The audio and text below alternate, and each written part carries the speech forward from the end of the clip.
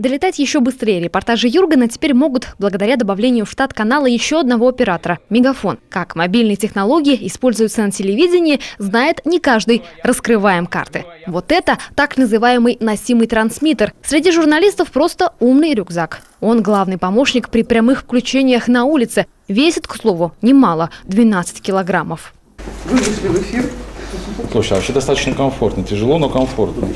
Плюс еще 1 грамм, сим-карта Мегафона, и вот видеосигнал из любого уголка республики уже несется в аппаратную Юргена, а оттуда на экраны телезрителей. Все проходит с минимальной задержкой по времени. Для сравнения, для выхода в интернет в любом месте жителю Коми достаточно всего одного модема оператора. В умном рюкзаке Юргена для передачи информации таких работает сразу 8. До чего техника дошла? Посредством мобильной сети компании «Мегафон» телеканал передает прямые включения с мест событий. Технология построена по следующему принципу.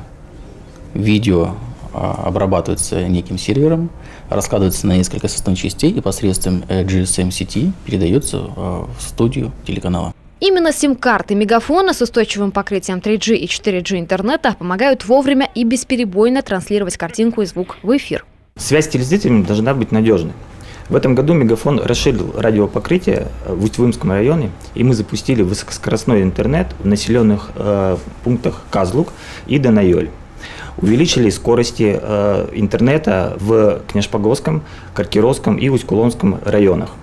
Также мы запустили сеть 4-го поколения 4G в городах Инта, Сосногорск, Печора и Емва. Умный рюкзак Юргена уже передал зрителям сотни часов живого эфира и прокачал 200 гигабайт трафика. Прямых включений будет еще больше с надежным сигналом и новыми разработками оператора.